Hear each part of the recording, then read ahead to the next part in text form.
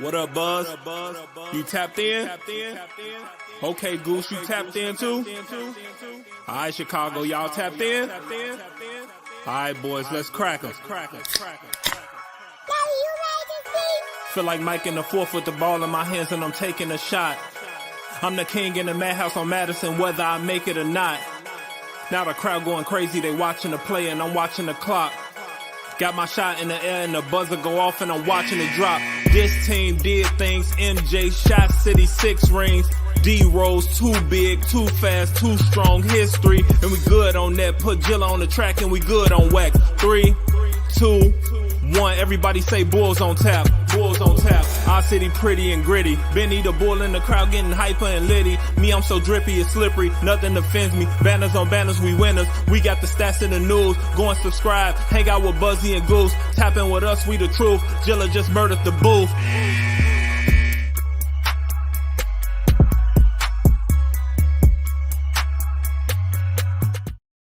Ladies and gentlemen, welcome to Bulls on Tap. I'm your boy Buzz. I'm joined by my dude Goose, a.k.a. Bulls Scripted. We're here to talk about a Chicago Bulls monumental loss to the New York Knicks, 109-104. Before we do that, be sure to go to OnTapSportsNet.com for all your Chicago sports literature and podcasting needs. Following us on Twitter at Bulls on Tap and OnTapSportsNet. Following Goose at Bulls Scripted, me at Buzz on Tap. Anywhere you can listen to podcasts, you can listen to us. 5-star rating and review because it's cool and tough.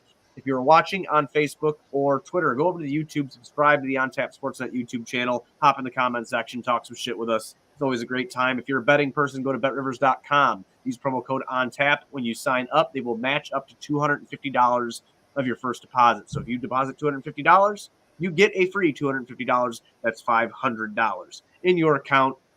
When you go to BetRivers.com, deposit $250 and use promo code ONTAP. Goose. I don't know what to say, man. Here we are. I don't know. There's a lot to say, and there's almost nothing to say because we just blew a game to the Knicks that you came out and looked like you were going to take care of business. Had Tibbs on the ropes calling early timeouts in that first half, and you let them back in the game. And then they came out and they kicked your ass in the third. And you tried to crawl back in the game the rest of the way, and you live and you die by tomorrow. And tonight we ended up dying by tomorrow. I felt we died in a lot of other spaces as well. Yeah, I mean, I have to agree with Joe in our chat right now. Billy got outcoached by Tom Thibodeau tonight. I felt like that did happen a little bit, which is surprising. I didn't think I'd hear myself say that, but he did. He got a little outcoached tonight. It happens to the best of them. It happens every once in a while for sure. I think what really happened with the Bulls tonight is the second chance points, giving that to New York, the offensive rebounds, all that stuff. Offensive rebounds did Mitchell Robinson have like 8 by himself? He actually did. Yes, he had 8 rebounds by himself offensively. He finished with 12 on the game. So what does that tell you? That's fucking amazing. Like I said, I mean, the Bulls weren't out rebounded. They weren't even out rebounded. The Bulls won the rebound battle, which is funny. Do you think Pat solves that problem? No. No, I don't. So I took a step back after I went off on our last podcast together, kind of looking at where Pat's going to fit in and stuff like that. And tonight, after the second quarter, I had a really big awakening.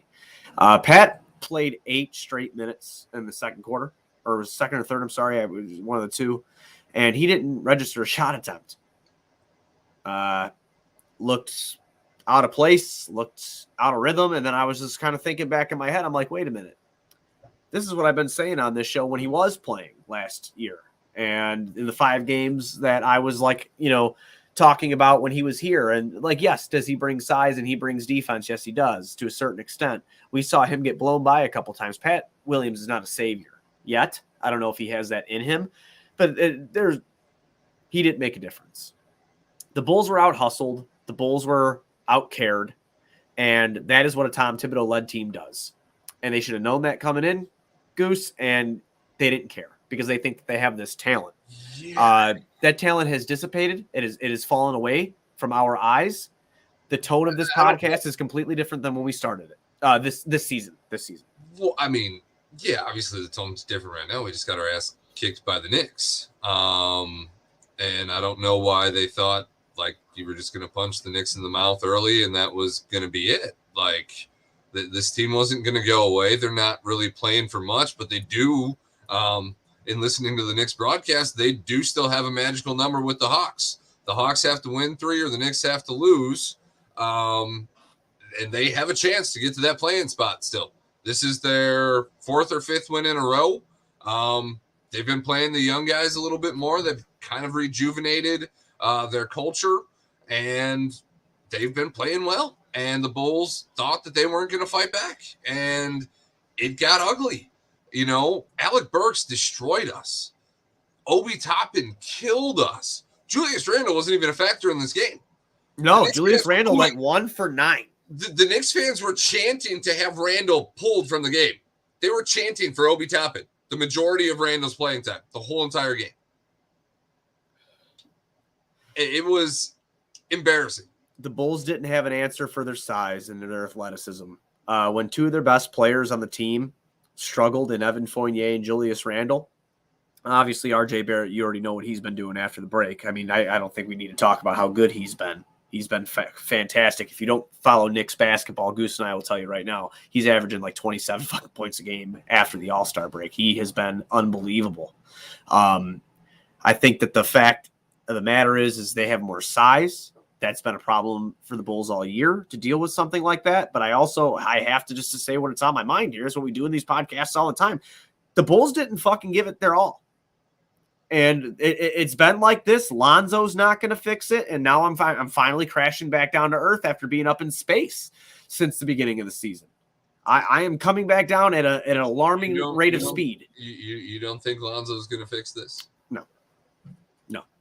No. You know why? Because that 4th quarter, when they actually had a real chance and we were getting to MVP and shit like that, it became a bigger dick contest between Zach and DeMar DeRozan in that 4th quarter. Go watch it back. So anybody who does think the bromance honeymoon's over? I don't know if it was that. I don't want to say it was intentional. I really don't. I want to say it was circumstantial. No, I know what you're saying. I mean, that like how many times the style of basketball we play when it gets to crunch time. It's all right, my turn, your turn. Okay, fine, I missed. Now you try. Oh, you missed. My turn again. And I really would like to see more ball movement. We saw Ayo hit a big 3 in the 4th when they actually moved the ball and played the game the right way. You saw Vooch in the really corner. Need to see it. You saw Caruso open. I know he has been shooting like shit, but he was still open. It's better than a fucking missed contested shot. And these guys are just going tit for tat. And I'm like, fuck, yeah, some of the shots that go in are great, man, for sure. Yeah, okay, I'm a huge Bulls fan. It went in, okay. Like, no, I want to win, motherfucker. I want to win. And that brand of basketball, when these games have been close, 9 times out of 10 lately have not been winning us games with the ISO ball between Zach and DeMar in the 4th quarter.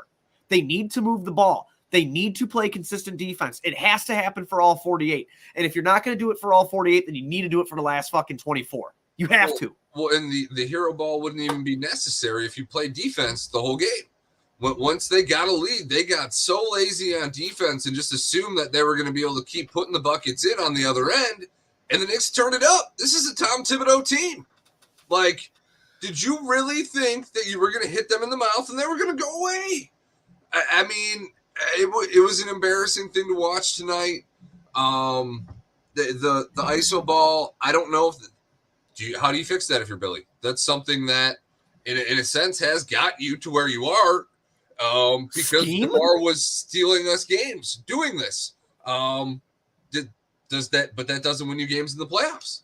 So DeMar had spacing around him a little bit better at that time. So did Zach.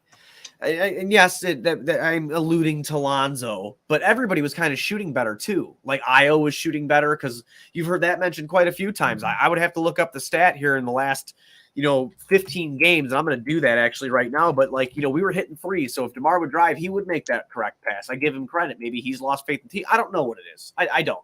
But how they're playing right now, they really need to look at themselves in the mirror, man, because they're about to fall into the fucking play-in. It's not a joke. It's happening. It's happening. They're right there. Oh, then he can be 1 or 2 and done. And in the first round, I know a lot of people hate him, but look, he's about to be fucking right again. Joe, he's like, they're going to run right into the fucking Bucks. The defending champions. I mean, as shitty as that is, at some point you have to face one of these teams. I know we talked about it at the Windy City Bulls event. Right. Playing the Bucks, especially without home court advantage, being that close to Milwaukee, being able to bring some of that home court advantage to Milwaukee, though I'm sure you're going to have to sneak it in under like 3 layers of clothing because they ain't going to want you coming in red. That border battle would be fun. That would be for sure going to be fun. It would be experience worthwhile if you don't think this team has the guts to make it to the Eastern Conference Finals at this point, playing a team that will probably make the Eastern Conference Finals as a measuring stick for what the hell you have to do going into the offseason. That's at least something you can take from it. I love the bright side. This is different for you. You have a bright side going on right now. You're absolutely right. I didn't think about it that way. We should take the positive. Is like you're going to play a team that has won the championship. If you're only going to play one team, play a good fucking team. I get it. It's just the stat that I threw out before. The last 10 games for Io, 30% from downtown. And he was shooting like 40% on the year. He was about 39% on the year he was shooting. Yeah, I can actually get that stat for you right now. I don't know if you use this website, but anybody listening to the podcast right now, StatMuse is a great website to use. Basically, it's dummy proof, which I'm a moron. So you just go on there, you type in whatever stat you want to know, game-wise, during a stretch or whatever, and it will pull up everything that you want to know. It's amazing. But he's 38.1% on the season, but his last 10 games, he's 30% from 3. But yeah, I mean, it's just, I guess I'm more along the lines upset is because I don't see the drive that I thought I saw earlier in the season. Like, did you buy hype? Did you think you were better than you were? Do you have a reason that you're not trying? Is this all like a ruse? Like, what am I missing? Because even though Lonzo's gone and, yeah, we have everybody back besides him, I don't see the same intensity that this team played with. They were stringing together win streaks. They had the 9-game win streak, but they were still a bad team. Goose doesn't have 43 wins on the season. They're not 11 games above 500. Bad teams don't do that. And only one stretch, because I like to see when people say, oh, they only did, they had a 9-game winning streak. Of course. Well, hold up. They're playing 500 ball and the 9-game winning streak put them up. Okay, but they at least sustained it. They have a great home record. I mean, they're 26-10 at home. But that's what hurts so much about this slide is that's the best in the Eastern Conference. The home and the away record. You talk about that, and you talk about us sliding from 1st to 5th and potentially, flirting with disaster in this play-in, and we gave away our biggest advantage, which was home court, where we seem to play with confidence and a sense of purpose because we know that they know that the United Center fans will boo them out of that place if they do not play the right way. Do you have any ideas on how to do it? Because I'm being honest with you. We can sit here, we can talk about their defense, like Billy's comments with drop coverage about how they don't play that when they've played it all year. I'm not really sure what he's talking about. He doesn't want to call it that. Whatever. Offensively with the ball movement, getting guys cutting and not being. Does he not want to commit to drop coverage? He said they don't. He said they haven't run it all year. But no, yeah, I read the quote about it's been more so miscommunication, which makes sense. You have a rookie point guard out there. Alex Caruso's been out. But they're still running it. Yeah. I don't know what he means. I'm like, I don't know. But again, I don't know what to say here. When the shit's hitting the fan, I guess the shit starts coming out the mouth too. I have no idea. Yeah, no, I give him credit there. It's I think our buddy Shy Sports Fan has a solid recommendation, even though you just got done kind of pooping on Pat here. Switching it up. Get Pat out there as a starter. Maybe that just shakes things up enough. Javante comes off the bench, has a little bit more energy. But you got to try something else here. I think Pat does have more talent than Javante, and you got to do something. If that's the only thing that you really have at your disposal, because obviously playing Tristan isn't the answer, as Joe asked earlier in his question with whether or not Bagley was really an option. And how my bad, I forgot to throw that up there. Sorry about that, Joe. Well, we would have had to trade for Bagley. We didn't have to trade for Tristan. That's why Bagley wasn't acquired. Yeah, free versus probably future first-round pick, right? Expected first-round pick, something worth value because Bagley did actually get a decent haul. Right? So was Bagley possible? Definitely. Was it worth it for this? Maybe not. Probably not, just because you got to pay him big time, and that's not something. And you've already given up picks up the ass. So Yeah. I mean, you gotta chill. So basically, what I want to get back to the Pat thing real quick, and I want to say thank you to C Red UK. United Kingdom Bulls fans in our chat right now. Thank you for coming through and fucking hanging out, man. It's awesome. But I want to get to this Pat thing. So, yes, I said this last episode, Pat should be getting more minutes. I didn't deviate off of that. You asked if I thought he could help. He would have helped in this instance, and I said no. Not with how this game went. Well, I was more so alluding to the offensive rebounding specifically. Right. I still don't think that either. You know why? Because Pat is timid. And Javante's a dog. Right.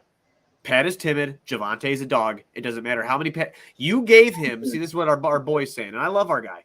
Our guy, Chai Sports Fan. I wish I knew his fucking real name so I didn't have to call him that all the time. But, he's like, Pat playing like 10 minutes a game is dumb. He's not wrong. Chai Sports Fan's not wrong. That's stupid. I agree with him. It's stupid. But when he gets the stretch of 8 straight minutes and you do nothing of note at all, why? Why am I inclined to give you more minutes than Javonte Green? Well, and it's in the middle of the Knicks comeback. Right. And it's, you had a lot of bad miscue passes. No, I get what you're saying, but how does he ever get back into the feel and the flow of the game if he's playing 10 minutes a game? You said he played 8 minutes straight. Our buddy here saying he played 10 minutes total. He played 12:59 or 12:52 or something like that. It's 13 minutes tonight. He logged. He had an 8-minute stretch. I can make a cigarette last that long. I feel it. I feel you, dude. I feel you. I get it. But this is the NBA. And I'll throw that counter argument right back at everybody. What did Ayo Dosunmu do with the fucking minutes he got that were little in the beginning of the season? Made an impact with them.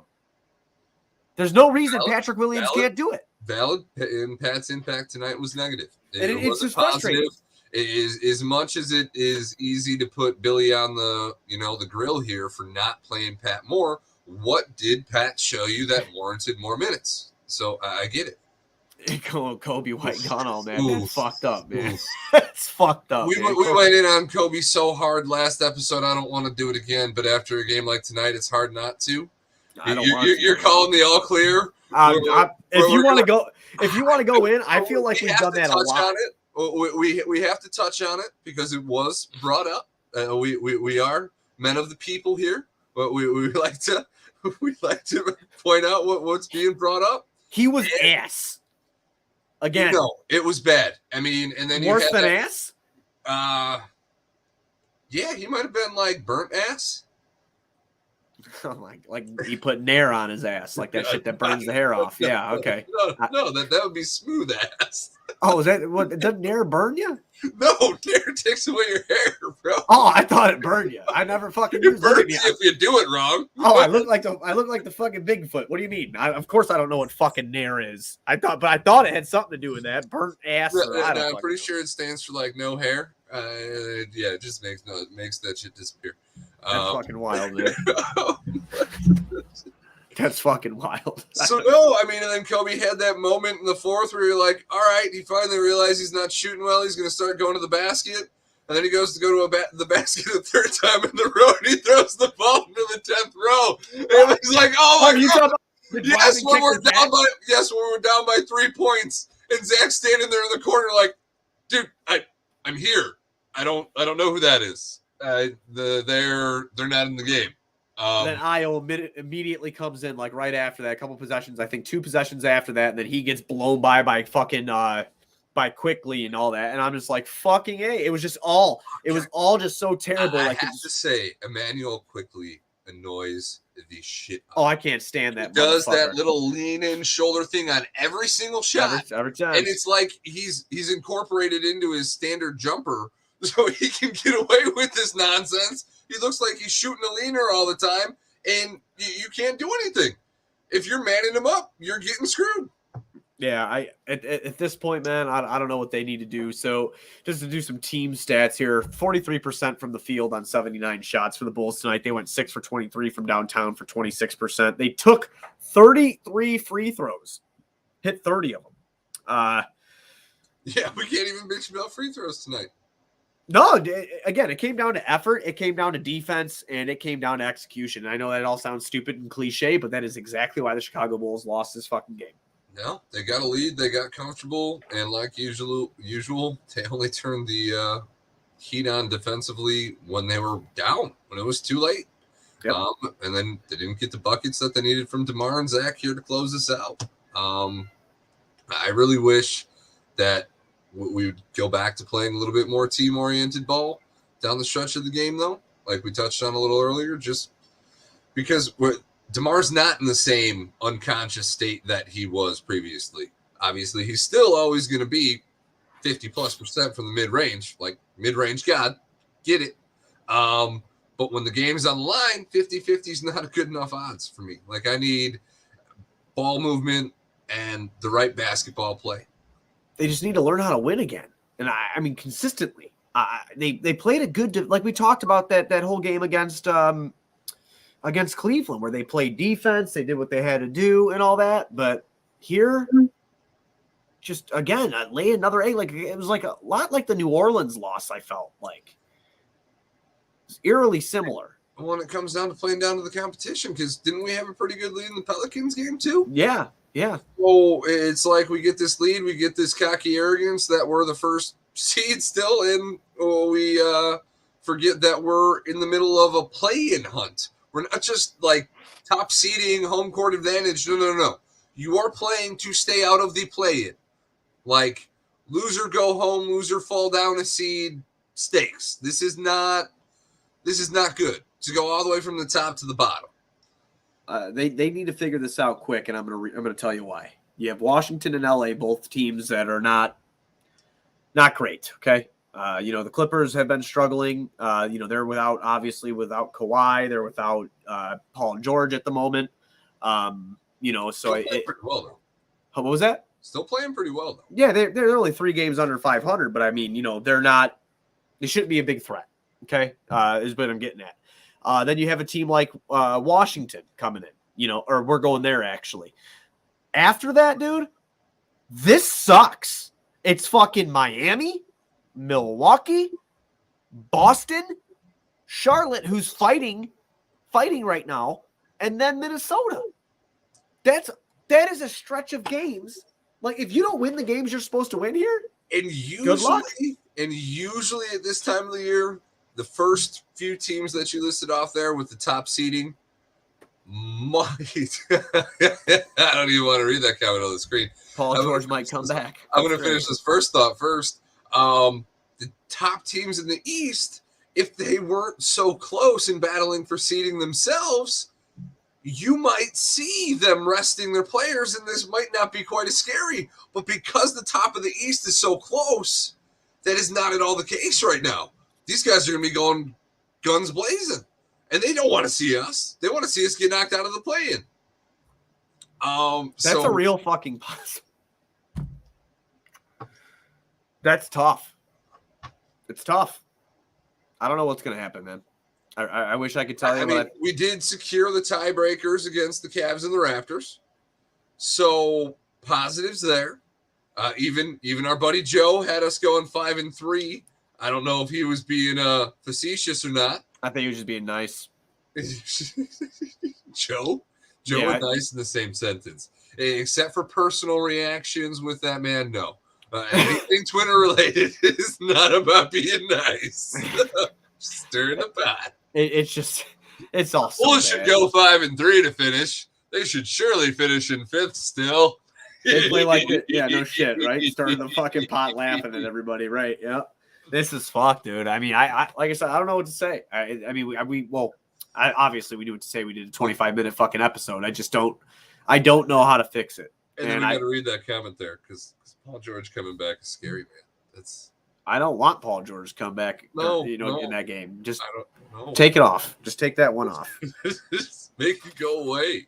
Maybe he'll just think the Bulls are reeling so bad they won't need him. He'll get an extra night of rest. So that's all I can think of, man. I mean, it's going to get more tough. Maybe, as we've touched on a few times here, maybe Paul George returning will bring the respect and the energy that the Bulls need to the game because there's somebody formidable on the other side and not the Knicks. Yeah. And you know what also sucks about this? We have a back-to-back. We are playing. I think the Knicks were on a back-to-back. Yeah. We lost to the Knicks on a back-to-back. And we're playing Washington tomorrow at 6 p.m. And we just played all of our guys. We're playing crazy in less minutes. than 24 hours. Yeah. And not crazy minutes, but they all played a handful of minutes tonight. Vooch, They weren't Zach. easy minutes because you had to battle back the whole second half. As far as tomorrow's episode against the Washington Wizards goes, I am going to let everybody know now that is always in our chat, which I am very thankful for. We are playing the 32-42 Washington Wizards. I'm not 100% sure if we'll have a postgame tomorrow. I'm going to do my best. I promise. I fly out. Game. You have no excuses. I fly out at 3 a.m. on Wednesday. So I'm going to motherfucking Disney, bro. Bulls aren't. Yeah, no shit. Yeah, no shit. Now I'm gonna do my best to be on. I probably will be. I'm just throwing the preface out now that I might not be, but I'm pretty sure I will be. But I am, however. The laptop is packed. The portable mic is packed, and I will be. You're reclaiming the laptop from Jamie. Yes. And so what game is it going to be here? Let me look. The Miami game. Why don't you go to the game? Because I'm in Orlando. Disney's in Orlando, I think. Yeah, who cares? It's a couple hours. Figure it out. I gotta pay for fucking 2 hotel rooms. What? No. Motherfucker, I ain't made out of You money. just get a party bus, and then you can sleep on the bus on the ride back. That's a good idea, but I'm not going to do that. But Thursday against the Clippers and Saturday against Miami, I will be doing the post game from the Little Mermaid room in Disney. I'm so glad that we do this live now. Yeah. So like people will actually be able to see the Little Mermaid. Yeah, I'm going to be in the Little Mermaid room. So I'm fucking really stoked about it. You had to one up the piano. That's it. Yeah, I'm going to be like, you should see the fight. So the place is called The Art of Animation. And we obviously, Ren is turning 4 on. Ren is my oldest daughter, for people that don't know. She's turning 4 on Friday. And we had this whole fucking Disney. I want to talk about something that makes me happy right now because Bulls have pissed me off. So we're just talking about this for a hot minute and then we'll get the fuck out of here and stop boring everybody. But we've been telling Ren since she was 2, we were going back to Disney. When you turn 4, we're coming back. We kept saying that. Then the COVID shit happened right after we got back the first time because we went in January of 2020 was the first time we brought her there. We had Ruby, obviously. She's 1. She'll be 2 in August. But we weren't going to go because Jamie got pregnant and COVID's still kind of running rampant. Florida, you hear about Florida being nuts. It was kind of a scary Florida's situation. Nuts all the time. So right. Yeah, asking Floridians to put on a mask and that wasn't going to go so well. Right. So fucking, now we're sitting there like, okay, well, we're not going to go anymore. We'll just have a birthday party for Ren here at the house. So we're going to get her a trampoline for her birthday because that's what she wants. And we're going to have all of her little cousins come over and have a nice little party for her. Well, Jamie starts to go planning the party and her sisters are all gone in other states on spring break vacation. So all of her little cousins aren't going to be around. So Jamie's like, well, we could still have Anna and Elsa, come to the house and we could do something fun for her. And I was like, just get her to fucking Disney. And I was like, I'm not going to, she starts school next year. I'm not going to have my kid not have a good 4th birthday party because she's going to preschool in fall. So just get fucking Disney. It's fine. And then the Bulls had to start this shit. So now I don't want to go to Disney because I'm depressed. No. Now you have to go to Disney because you are depressed. And it's the place. I'm just going to get drunk around the world, Keith. I'm going to be an alcoholic in every country. You can go to Epcot Center and get as drunk as you want in multiple countries and feel better. It's going to make a hell of an episode on Thursday. You're not sneezing anymore, so your medicine worked. Oh, I took, what is that shit called? Robitussin? Is that what it's called? Oh, I thought you were just going to take Miller Lite. I did. And then you took the Robitussin. Yeah. And then you took more Miller Lite. I know. I haven't had Miller Lite in about 3 hours now. Better get some more before the. Dude, I couldn't, man. I couldn't breathe. I can't breathe, man. I still can't breathe through my nose. I know I was sneezing so bad. I listened back to that. I was like, holy shit. I had a sneezing attack during the show. It was terrible. It's horrible. I don't know how you guys listen to that. I think they say 7 or 9 in a row you die. You got kind of close. P-Bones just dropped in here. He goes, or you can get drunk with Peter Pan and Mickey. That sounds like a good idea. Goofy's my favorite, so I'm going to definitely find him. But everybody make sure you tune in Thursday after the Bulls play the Clippers, and tune in tomorrow. I'm going to do it tomorrow. I'm just going to do it. I don't care if I only get 2 hours of sleep, and then fly with 2 children under 5 years old, 4 years old, really. But it'll be fine. But make sure you for sure don't miss Thursday's game against the Clippers, because I will be pretty certainly under the influence in the Little Mermaid room. So, and Chai Sports Fan, if you didn't remember, our first season doing this podcast together, I believe, or our second season doing this podcast together, I did give a tour of a Disney hotel because that's where I was. 2020. Remember? I was out on the balcony. This room better be underwater. I'm going to be disappointed. Yeah, I'll be upset too. But yeah, so hopefully the Bulls can come out tomorrow under night. the sea. Under the sea. Under the influence. That's the adult version. I'm sorry. Yeah, tomorrow we'll be back after the Bulls play the Washington Wizards. Hopefully they win. I pray to God they do. Goose, you got anything else before we get out of here, man? No, take care of business. Don't let any weird wizard shit happen, and let's not embarrass ourselves like we did tonight. Because I can't handle any Merlin stuff happening tomorrow. We gotta handle our shit. Yeah, fuck them Wizards. Wizards are fake, so you need to take care of business and fucking win the game. All right?